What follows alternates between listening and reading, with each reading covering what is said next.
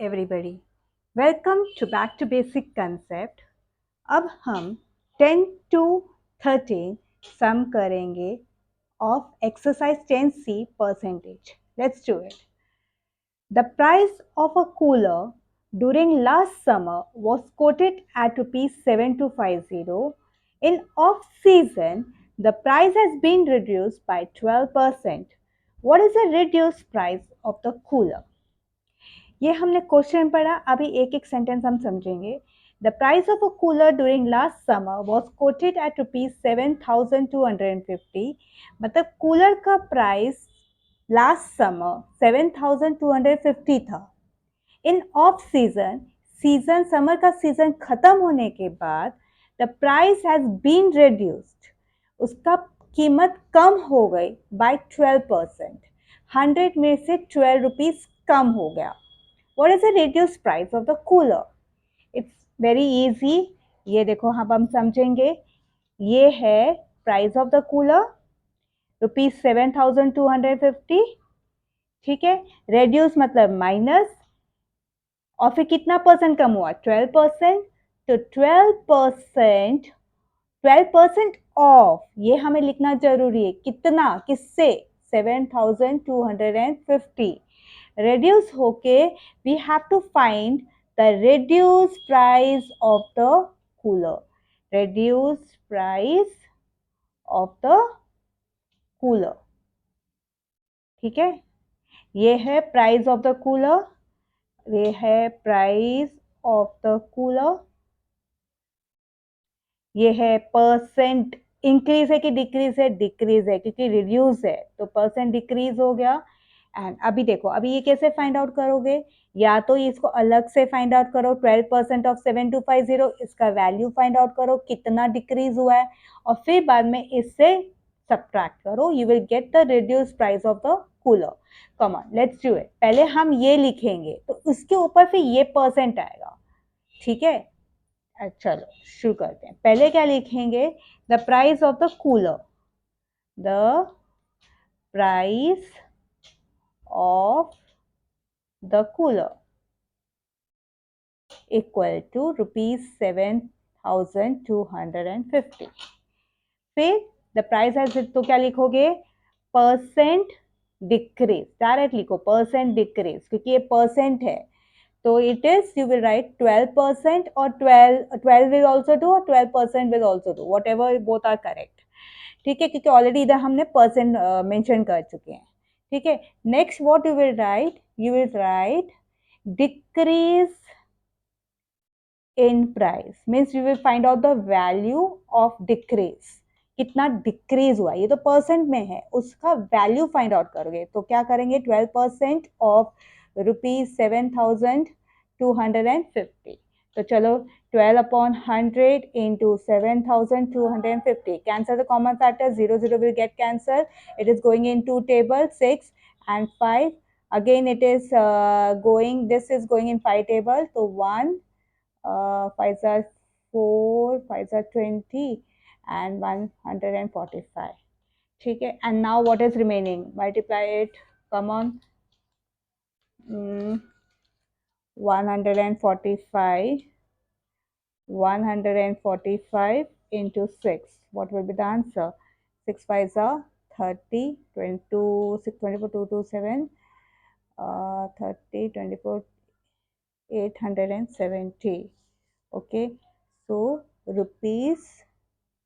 ₹870. ठीक है. अब तो ये तो हमें मिल गया value of decrease in price. अब हमें फाइंड आउट करना है reduce price of the cooler.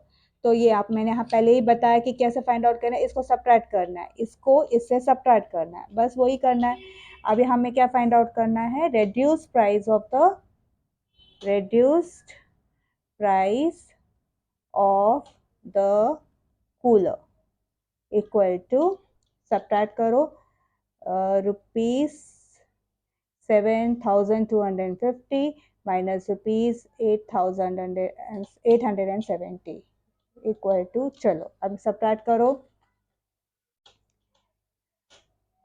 7,250 minus 8,870, ठीक है। तो 0 हो गया, 5 हो गया, 0 8 15, ये कैंसिल हो गया, तो 36380।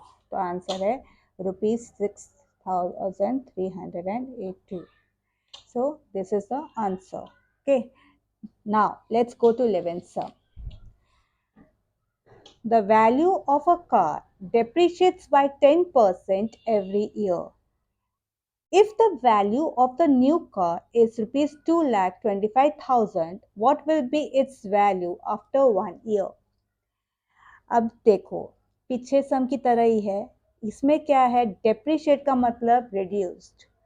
हमेशा कार की कीमत 10% कम होती है एवरी ईयर, ठीक है। If the value of new car, अगर न्यू कार की वैल्यू 2,25,000 है अभी, तो 1 ईयर में, आफ्टर 1 ईयर में कितना होगा? It's the same question. क्या, कैसे करोगे? देखो, ये है वैल्यू ऑफ अ कार, पहले तो वैल्यू ऑफ कार लिखोगे तभी तो 10% ऑफ उसका होगा। तो वैल्यू ऑफ कार क्या है? 2,25,000, राइट। 2,25,000 रेड्यूस कितना हुआ? 10% ऑफ 2,25,000, वो होना जरूरी है। 10% मतलब क्या? 10% ऑफ द वैल्यू, ठीक है। तो ये वैल्यू ऑफ कार है, ठीक है। और ये होगा परसेंट डिक्रीज और रेड्यूस, परसेंट डिक्रीज लिख देते हैं, और equal to we will what you have to find, what will be its value, that means reduce price of the car or reduce value of car, we have to find out. तो इसको पहले अलग से find out करोगे, फिर इसको इससे minus करोगे, and you will get the reduce और the price of the car after 1 year. Okay, तो पहले क्या लिखोगे? पहले ये लिखोगे value of the new car, क्योंकि उसी के ऊपर फिर 10% है, इसलिए ये लिखना जरूरी है। ये बोलोगे कि अब पहले ये लिखना है फिर ये लिखना है, इट्स नॉट नेसेसरी। ये तो समझ में आ रहा है ना कि इसके ऊपर ये 10% है, तो पहले ये लिखोगे, ठीक है। The value of the new car equal to ₹2,25,000, ठीक है। अब परसेंट डिक्रीज, डायरेक्ट लिखो परसेंट डिक्रीज, डेप्रिसिएट मतलब डिक्रीज, तो कितना परसेंट डिक्रीज हुआ? 10%, और एवरी ईयर भी लिख सकते हो 10%, 10 लिखो या 10%, both are correct. Okay, now इसके बाद reduce decrease in price, you will get the value, decrease in value or decrease in price, whatever। तो क्या आएगा? 10% ऑफ ₹2,25,000, ठीक है। तो 10/100 ऑफ का मतलब मल्टीप्लाई 2,25,000 करो, कट द कॉमन फैक्टर, तो आंसर आएगा 22,500, ठीक है। ये हो गया। अब क्या, वैसे ही पीछे की तरह the value of the car after 1 year. Now you have to subtract, since it is reduction, you have to subtract from the actual value. That means 2,25,000 minus 22,500. Come on, subtract it. What you are going to get it? Let's see. 2,25,000 minus what? 22,500. तो क्या मिलेगा? 0,0520 एक minute, 0 और 2, that means 2,02,500। तो 2,02,500, so it's rupees. This you have to write it here also, you have to write, don't forget to write rupees, because it's a price. Unit is very much important. So this is your final answer. Okay, now let's go to next sum, 12th sum. Ashish is 175 centimeter tall. His sister Anu is 8% shorter than him. मतलब छोटी है. What is Anu's height? आशीष की height दी है 175 centimetre, उससे कम अनु उसकी बहन की height है वो 8% ऑफ उसकी तुलना की 8% ऑफ 175 सेंटीमीटर उससे कम है, तो what is Anuj height? Same way पिछली सम की तरह हमें क्या फाइंड आउट करना है? Reduction in height, decrease in height, and then you have to find the अनुज हाइट। ठीक है, वैल्यू फाइंड आउट करना और फिर अनुज हाइट से वो वैल्यू जो मिलेगी इससे सब्ट्रैक्ट करके यू विल गेट द अनुज हाइट। ठीक है, तो अभी क्या लिखोगे? इसमें लिखोगे हाइट ऑफ आशीष और आशीष हाइट कितना हुआ? 175 centimetre. Percent decrease, percent decrease equal to 8%। Rate shorter मतलब कम है तो 8% या 8 भी लिख सकते हो, ज्यादातर 8 ही लिखना चाहिए क्योंकि percent already we have mention it. ठीक है, इसके बाद अब क्या लिखोगे? You will find out the value. So reduction और decrease in height, decrease in height, कितना डिक्रीज इन हाइट है? तो कितना होगा? 8% ऑफ 175, तो कितना हो गया? 8/100 इंटू 175, तो कैंसल द कॉमन फैक्टर, ये 4 के साथ जाता है तो 2 8 25 हो जाएगा, ये 5 के साथ जाता है तो ये होएगा 3 and 35 7, then answer is 14, that means decrease in height is 14, you have to write centimeter। तो अभी ये तो 14 सेंटीमीटर कितना वैल्यू डिक्रीज है, कितना वैल्यू से वो शॉर्टर है फ्रॉम आशीष हाइट। ठीक है, तो अभी क्या फाइंड आउट करना है? अनुज height.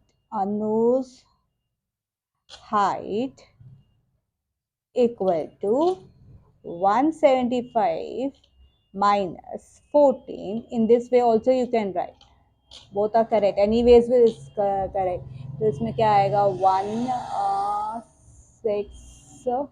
161 centimeter। okay, now let's go to next sum, 13th sum। read the question carefully। an alloy consists of copper and zinc। एक मिक्सचर ऑफ, एलॉय का मतलब क्या? Mixture of metal. तो ये मिक्सचर ऑफ मेटल किसका बना हुआ था? कॉपर और जिंक का। इट कंटेन 60% कॉपर, जिसमें कॉपर है 60% का परसेंटेज दिया गया, and the rest is zinc. जो बचा हुआ पार्ट है वो जिंक है। Find the quantity of copper and zinc in 425 grams of this alloy. ठीक है, अब देखो ये मैं एक डायग्राम के जरिए बता रही हूँ। ये देखो, ये 100 में से कॉपर इतना है 60%, तो ये है 60, 100 में से 60 कॉपर है, तो जिंक कितना हुआ? चलो ये भी मान लेते हैं, ये भी तुम्हें पता है 40, 100 में से 60 करोगे तो 40, तो ये जिंक हो गया, दिस वन इज जिंक। ठीक है, अब ये जो है ये होल है, कितना ग्राम का है? 425 ग्राम। तो ये 425 ग्राम में से कितना कॉपर है? हमें ये परसेंट दिया है, you can find out the value. ये कितना है? 60% of 425 gram, you will get the value of copper, और कितना कॉपर है और कितना क्वांटिटी है। ठीक है, और फिर जो वैल्यू मिल जाएगा कॉपर का, इससे माइनस करोगे, you will get the value of quantity of zinc. ठीक है, या दूसरे बेस में भी कर सकते हो, 100 minus 60 you will get 40, that means 40% of 425 gram, you can find out the quantity of zinc.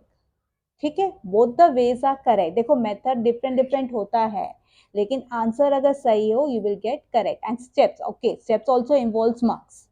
ठीक है, तो स्टेप्स भी सही होना चाहिए, डायरेक्ट लिखोगे तो that means you have copied. ठीक है, चलो लेट्स डू। तो अभी हमें क्या फाइंड आउट करना है? पहले तो हम होल लिखेंगे। ठीक है, तो एलॉय, वेट ऑफ एलॉय लिखोगे, वेट, ग्राम मतलब वेट, वेट ऑफ एलॉय, उसके ऊपर ही आएगा ना, 40% या 60%, तो उसके ऊपर ही आएगा। तो weight of alloy equal to कितना हो गया? 425 ग्राम। ठीक है, अब क्या कर? परसेंट कॉपर, परसेंट कॉपर, कितना परसेंट कॉपर है? 60 है। तो 60 लिखोगे या 60%, बोथ आर करेक्ट। ठीक है, अब ये लिखोगे क्वांटिटी, इसके बाद परसेंट कॉपर के बाद you will get the quantity of copper. तो क्वांटिटी ऑफ कॉपर क्या होगा, 60% ऑफ 425 ग्राम। तो इसमें लिखना, देखो इसमें यूनिट भी लिखना जरूरी है क्योंकि इसमें मेट्रिक मेजर आ जाता है, into 425। Cancel the common factor, 0 0 will get cancelled. Then this is going in 2 table, so 2 3s and 2 5s, and now this is going in 5 table, so 8 5s and 85. And now 85 into 3, what you are going to get, 15,255, and you have, don't forget to write gram. So this you have got the quantity of copper. What you have to find, the quantity of copper and zinc. अब मैं तो क्या करूंगी, 255 ग्राम है, अब मैं direct इसको इससे माइनस करूंगी क्योंकि वो resist zinc, it is already set, तो इसको इससे माइनस करूंगी, you will get the quantity of zinc. तो अभी quantity of, next question is, next statement will be quantity of zinc. कैसे फाइंड आउट करोगे, 425 minus 255, you can do it this way, gram. So 5 minus 5 you can do in the working column, I am doing directly, just shift 0, then 7 175 gram. This is your answer. Did you understand? Hope you have understood the concepts. If you have any doubts, do comment it down below. If you like the video, do subscribe and share it with your friends. I will see you in the next video. Bye.